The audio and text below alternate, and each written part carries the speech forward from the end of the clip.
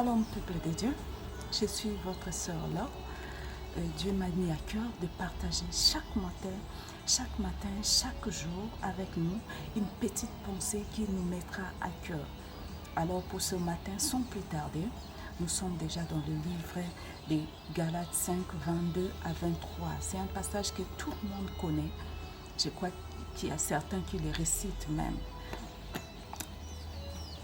Nous les lisons, Galates 5, 22 à 23, la Bible nous dit ceci. Mais le fruit de l'esprit est l'amour, la joie, la paix, la longanimité, la bienveillance, la bonté, la fidélité, la douceur, la tempérance. Contre de telles choses, il n'y a pas de loi. Amen. L'apôtre Paul nous les montre bien, mais le fruit de l'esprit. Alors, j'aimerais juste souligner sur ces fruits de l'esprit. C'est un peu ça, c'est que Dieu nous a mis à cœur de parler ce matin. Ce matin, nous allons démontrer qu'est-ce qu'est le fruit de l'esprit. Le fruit de l'esprit, c'est en quelque sorte, c'est Jésus-Christ. Le fruit de l'esprit, c'est un seul fruit de l'esprit. Je l'ai illustré quelque part.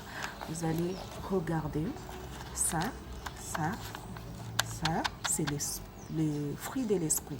Ça, ce que vous voyez là, c'est un seul fruit qui est reparti en 9 petits morceaux. C'est ce que nous avions illustré, nous avions fait comme étude avec le Saint-Esprit.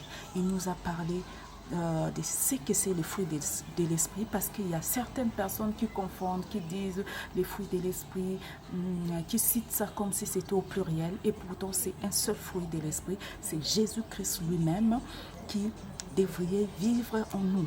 Et ces fruits, chaque chrétien devrait les consommer. Ces fruits, tant que nous sommes enfants de Dieu, nous sommes dans l'obligation de les consommer tous les jours de notre vie. Ces fruits devraient être ça devrait être un fruit à croquer tous les jours de notre vie, tant que nous sommes en Jésus-Christ, tant que nous sommes sur cette terre, parce que c'est ce fruit qui nous aide. Quand nous consommons ces fruits, c'est là que nous sommes capables de pratiquer ce qui est juste.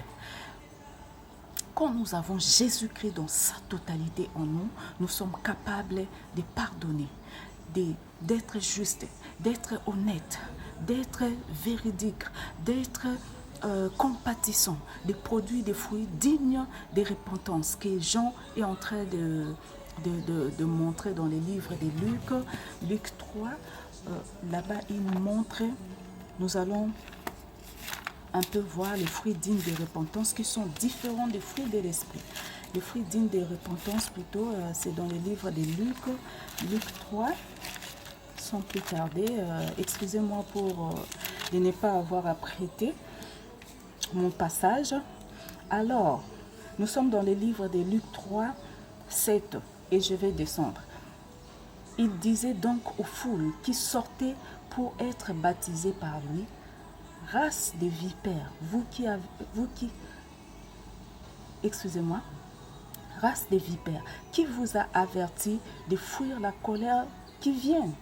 Produisez donc des fruits qui conviennent à la repentance et ne vous mettez pas à dire en vous-même, nous avons Abraham pour père, car je vous dis que Dieu peut de ces pierres susciter des enfants à Abraham. Ici, nous comprenons qu'il y a une différence entre les fruits de l'esprit et les fruits dignes de repentance. Les fruits de l'esprit c'est plutôt ce que nous venons de voir de l'autre côté. Or, les fruits dignes de repentance sont les fruits que nous déversons maintenant au pluriel. Les fruits dignes de repentance, ce sont les œuvres de l'esprit. Les fruits dignes de repentance sont au pluriel. C'est la justice, l'honnêteté, le pardon, la compassion. Ce sont des fruits dignes de repentance. Une personne qui a consommé les fruits de l'esprit dans sa totalité ne peut que produire les fruits dignes de repentance. Les œuvres de l'esprit ne sera plus capable de produire les œuvres de la chair, parce qu'il n'a pas de place pour les œuvres de la chair. Il n'a pas consommé un fruit satanique, il a plutôt consommé le fruit de Jésus-Christ, le fruit qui est Jésus-Christ, le fruit de l'esprit. Alors ce matin, je vous invite à consommer ce fruit de l'esprit. Vous voulez Vous voulez produire les œuvres de l'esprit. Alors, désirez ce fruit chaque matin. Chaque matin, commencez par consommer ces fruits. Commencez par demander à Jésus-Christ de vous remplir, de vous combler, de vous faire vraiment beaucoup de bien, de vous aider à croquer ces fruits dans son entièreté. Parce que si vous les croquez à moitié, vous serez pratiquement incapable. Il y a beaucoup de chrétiens qui essayent de faire du bien, mais ils n'ont pas croqué ces fruits dans sa totalité. Quand vous n'avez pas croqué ces fruits dans sa totalité, vous serez pratiquement incapable de produire. Ça vous sera impossible de produire les fruits dignes de repentance parce qu'il vous manque certaines capacités. Il vous manque certaines compétences que seul Christ qui peut activer cela en vous. C'est comme une application. Si vous voulez que je parle dans un langage moderne, ces fruits est comme une application. En tout cas, je vous prie d'installer cette application en vous. Installez l'application du fruit de l'esprit en vous et vous aurez des fonctions comme compassion, vous aurez des fonctions comme pardon, vous aurez des fonctions comme justice, vous aurez beaucoup de bonnes fonctions qui vous aideront à être un chrétien excellent au quotidien. Alors, si vous avez aimé ceci, n'hésitez pas de les faire savoir à vos amis. Que Dieu vous bénisse.